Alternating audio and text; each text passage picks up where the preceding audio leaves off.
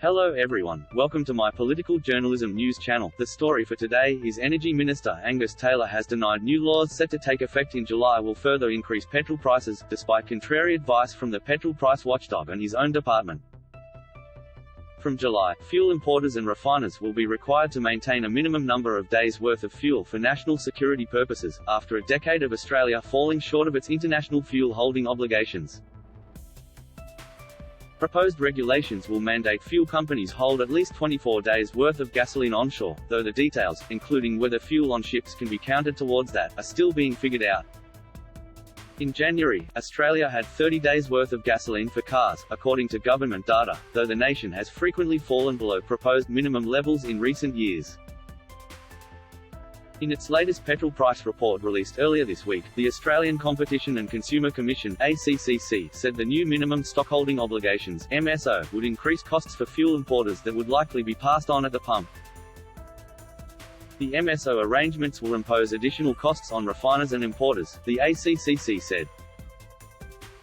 These costs may include building additional storage capacity and importing fuels more frequently, and industry participants faced with additional costs are likely to pass them on in the form of higher wholesale and retail fuel prices. It is important that the design of the MSO arrangements does not have adverse implications for fuel prices and competition. Today the Energy Minister denied the coming laws would impose additional costs on fuel importers and refiners. "We don't think MSO will increase prices at all," Mr. Taylor said. "The net impact of our fuel security measures is to make sure we have the fuel we need when we want it. What we're also doing is making sure at times when there would otherwise be shortages of oil there's enough there that can be released onto the market that puts downward pressure on prices and creates competition." But Mr. Taylor's comments on costs are at odds with advice from his own department. In advice from the Department of Industry that was tabled alongside the Fuel Security Bill when it was introduced to Parliament, the department said it expected costs to comply with the new laws would need to either be absorbed or passed on to consumers.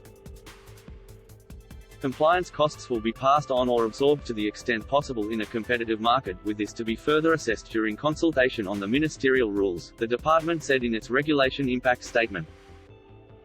Additionally, it noted a proposal to establish an intermediary market locally to allow shortfalls or surpluses in stock to be traded would impose the full costs of the obligation on industry and may have pass-through costs to consumers. The full cost of the new requirements to the government and to industry has not been released. Stockbroking firm Comsec has already warned petrol prices could hit $2.50 in the back half of this year if the Russian invasion of Ukraine escalates or becomes protracted. Facing pressure from within its own ranks, the government is considering cutting taxes on petrol to soften prices, even if those gains may quickly be eaten up. Deputy Prime Minister Barnaby Joyce today poured water on the idea. "People will come up to me and say, 'Minister, I want you to seal that road,' and I will say we have not got the money. And then they will say, 'I want you to expand the highway,' and we will say we don't have the money," Mr. Joyce said. "And then they will say that's outrageous and we will say, well, the money came from excise." Shadow Treasurer Jim Chalmers said yesterday, if the federal government is considering intervening on petrol prices, it needs to be transparent about what it expects that to do to petrol prices, and to the government's bottom line. That is all for today news. Thank you for watching to my channel. Please be sure to leave your comment and subscribe below for more news update.